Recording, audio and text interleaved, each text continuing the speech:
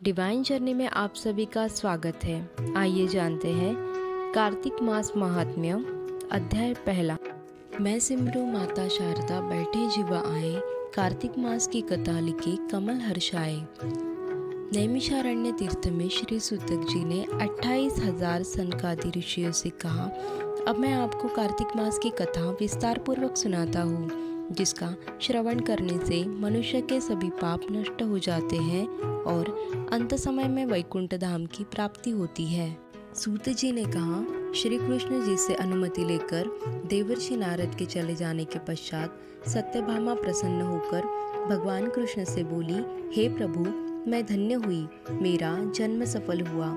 मुझ जैसी त्रिलोक सुंदरी के जन्मदाता भी धन्य है, जो आपकी 16,000 स्त्रियों के बीच में आपकी परम प्यारी पत्नी बनी।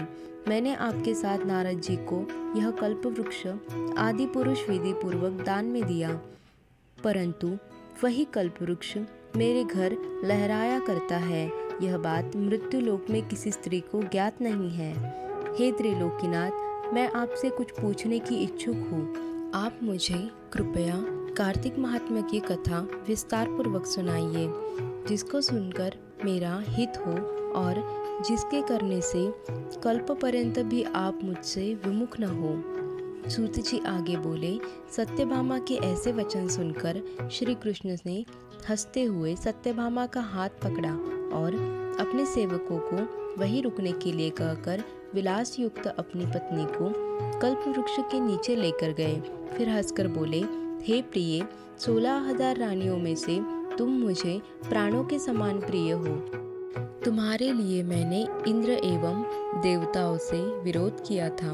हे कांते, जो बात तुमने मुझसे पूछी है उसे सुनो। एक दिन मैंने तुम्हारी इच्छा पूर्ति के लिए गरुड़ पर सवार होकर इंद्रलोक जाकर कल्प वृक्ष मांगा।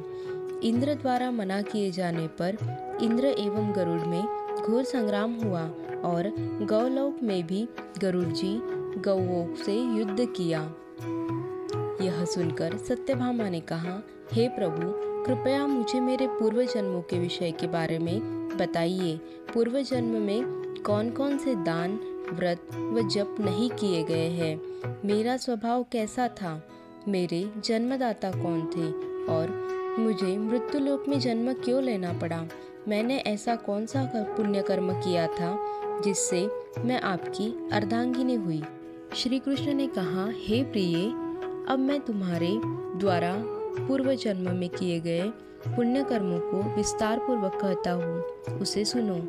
पूर्व समय में सतयुग के अंत में मायापुरी में अग्निगोत्र में वेद वेदांत का ज्ञाता देवशर्वा नामक ऋषि ब्राह्मण रहता था।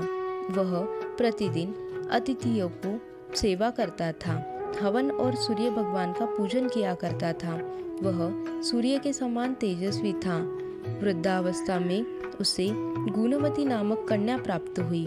उस पुत्रहीन ब्राह्मण ने अपनी कन्या का विवाह अपने ही चंद्र नामक शिष्य के साथ किया। वह चंद्र को अपने पुत्र के समान मानता था और चंद्र भी उसे अपने पिता की भांति देखता था। एक दिन वे दोनों पुष्प समिधा लेने जंगल के लिए गए। जब वे हिमालय की तलहटी में भ्रमण कर रहे थे, तब उन्हें एक राक्षस आता हुआ दिखाई दिया। उस राक्षस को देखकर भय के कारण उनके अंग शिथिल हो गए। वे वहां से भागने में असमर्थ हो गए।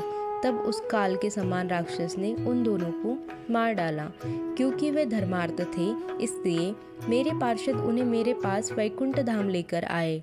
उन दोनों द्वारा आजीवन सूर्य भगवान की पूजा किए जाने के कारण मैं दोनों पर अति प्रसन्न हुआ। गणेश जी, शिव जी, सूर्य व देवी, इन सब की पूजा करने वाले मनुष्य को स्वर्ग की प्राप्ति होती है। मैं एक होता हुआ भी काल और कर्मों के भेद से 5 प्रकार का होता हूँ।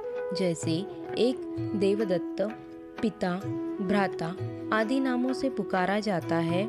जब वे दोनों विमान पर आरूढ़ होकर सूर्य के समान तेजस्वी, रूपवान, चंदन की माला धारण किए हुए मेरे भवन में आए, तो वे दिव्य भोगों को भोगने लगे।